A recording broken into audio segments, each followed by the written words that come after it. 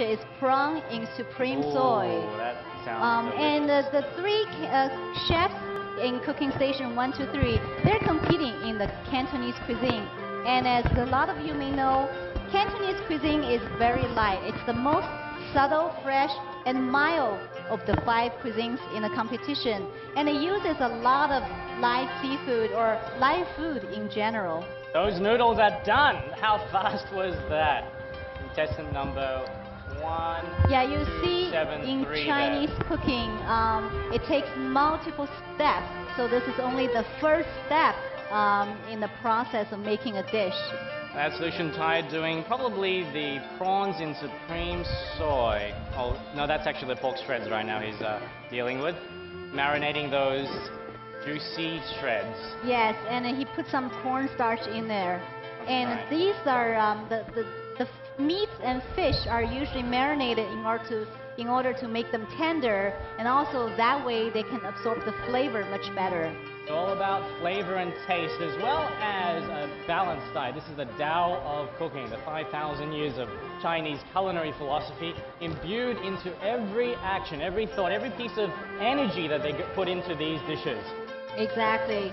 And if you notice, today actually we have transformed Times Square into the ancient capital of Tang Dynasty, the city of Chang'an.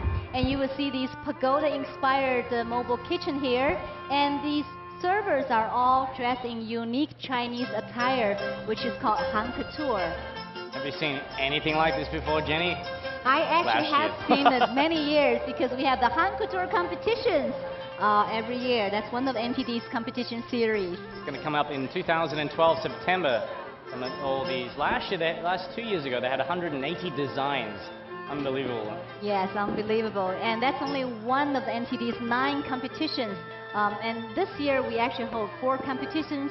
There are 3 more coming up. There are martial arts, vocal competition, and oil painting exhibition. So if you've just joined us, this is NTD's 4th International Chinese Culinary Competition broadcast live around the world. We're seeing Robin Law, King of Asia they call him, because he's one of the most prodigious and one of the youngest executive chefs ever in China, back when he was just 21 years of age. Oh, so we're look at that. he's cutting up he's the cutting up the back of the shrimp, and This he's going to get that the black spine. intestine. He's getting the icky oh. bits out.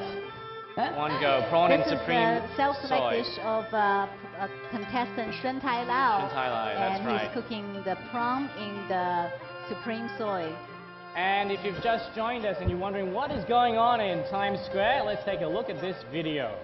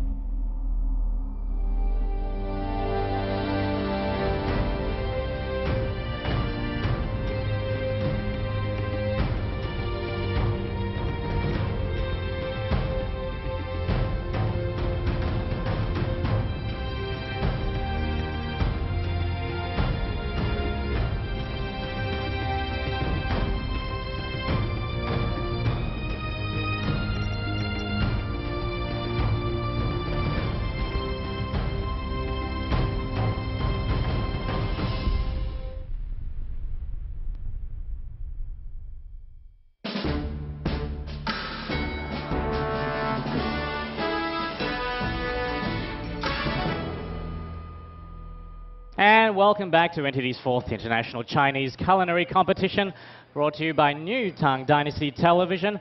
We're here live, broadcast around the world. Cantonese cuisine is in round 5. Cantonese cuisine is the most widely spread cuisine outside of China, and its refinement and creativity is unparalleled. Of course, I'm a little bit biased, I guess, Jenny. Yes, and I think if to Cantonese, everything is edible. Everything under the sun is almost edible, as long as it backs to the heaven, you know.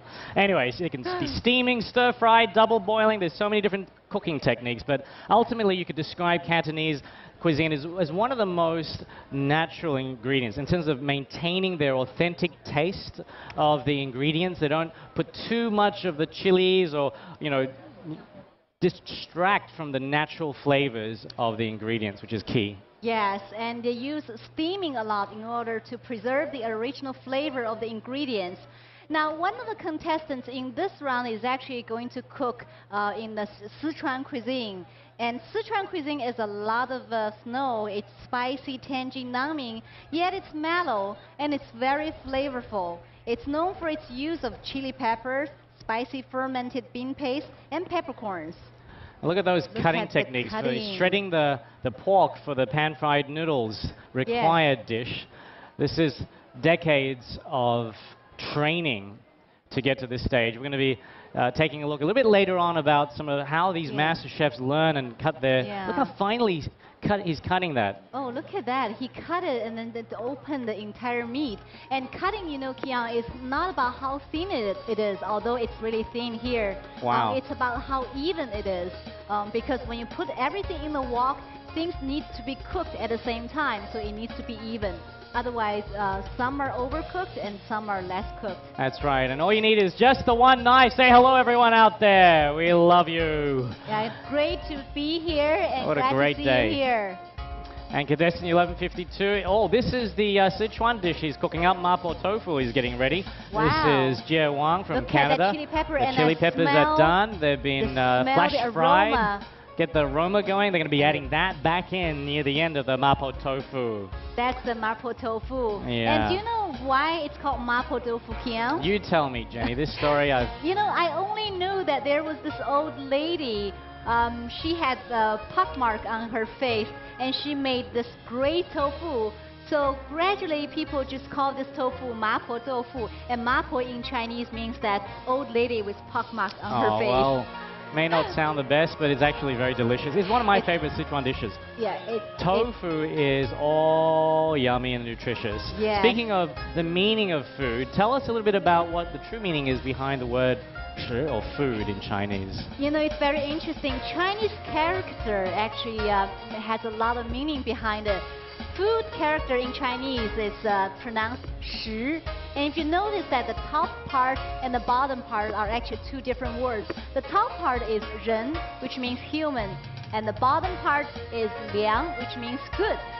So the food, the word itself tells you that in order to cook good food, you need to be a good person first. Absolutely. Isn't that amazing? Your mama always cooked the best food for a reason, because when you infuse that love and energy, the qi, the Tao of cooking, you do get the best results. Yes, mind, body, and spirit, it's all interconnected. Exactly. And Chinese chefs believe that the attitude decides everything. The spirit of the chef actually got reflected in the dish. Oh, wow, look at that look cutting. how fine he's cutting And those he's cutting scallions. scallions. Very amazing technique there. Scallions and ginger and garlic. You will see chefs cutting them again and again for almost every single dish. Look at that. I wonder if he's chopped his fingernails before accidentally. Wow, and you notice that Chinese chefs use only one knife to cook everything, to cut everything. That's all you need, one knife. You don't need to buy one knife and get 12 free like in those infomercials. The reason why it's particularly wide with Cantonese cuisine or any type of Chinese cuisine, they use that wide sort of knife to also scoop up like he's doing right now. That's what you can't do that with a little thin knife. No, you can't. No. And you can use the back of the knife to tenderize things, and you can even use the back of the knife to remove the scale of a fish.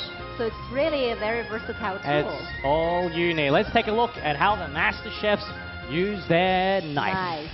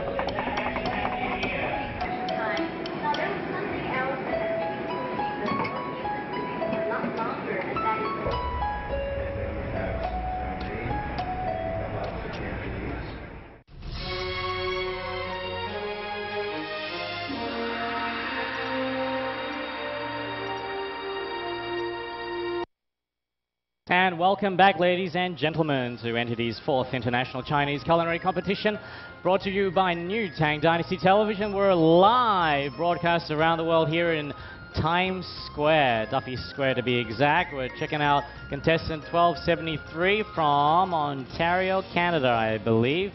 He's cooking up egg white sauteed with milk.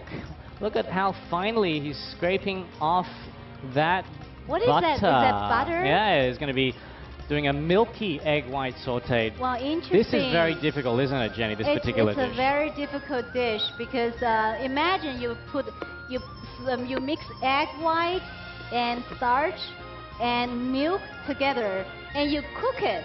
I mean, if I cook it before anything happens, all the milk will evaporate. He's waiting for that oil to bubble up. You need the right heat and timing levels for this to get it right, otherwise it gets all gluggy. The shredded pork is ready. The firewalker's happening. He's going to put some noodles in there any minute now. That's oh, the required I love dish. noodles. That's the You can't required go dish. wrong with noodles. Noodles are noodles. Can't look at that. He's probably going to fry it for about 10 seconds. Wow, look how quick it's done. Look at that. That's like 2 seconds. That's exactly. That's crazy, It's man. so quick. That's awesome. Wow. Now I finally know how these noodles are No wonder cooked. our noodles are always a bit mushy. Yeah, and this is the required dish of the Cantonese food, and judges actually are looking at all the entire preparation. That accounts for 20% of the score. So it's not only the taste of the final dish, but the way they prepare, the personal hygiene, and how they use the cutting boards. All of these accounts for their score. Truly is a holistic approach to cooking. It really is part of life. If you don't cook, you don't eat, you die. It's simple as that, really. Yeah, well, you know, and it's not that simple because, you know, ancient philosopher Lao Tzu from China, he once said that governing a country is like cooking a small dish. So cooking is complicated. Not as simple as it looks. Now let's head over to CC from Food Paradise to check out what's happening over with you guys in the crowd. Hi everyone it's from Carmen. Times Square. This is Carmen. Well, I'm not from Food Paradise. I'm from NTD. And here is Jacqueline and Ron from Wisconsin. How are you doing today? Wonderful. Doing great. Thank you. So, Jacqueline, I hear that you love Chinese food. What is your favorite dish? I have a friend that makes the Peking duck, which is so unusual and so wonderful. So I would say that's my favorite. And what do you like about it? I especially like when she does that crust. That takes her maybe 5 or 6 hours to do, and it's tasty and delicious. Oh, look at this. Oh, okay. We have some food from the last round, which is the Sichuan cuisine. Can you eat spicy? Love spicy. Love spicy. Love it. Okay, try and let us know what it tastes like. Oh my. How does it feel? Is it spicy? Is your tongue numb? Wonderful. Excellent. Not real spicy, though. With a wonderful aftertaste. Okay, thank you so much. Back to you guys.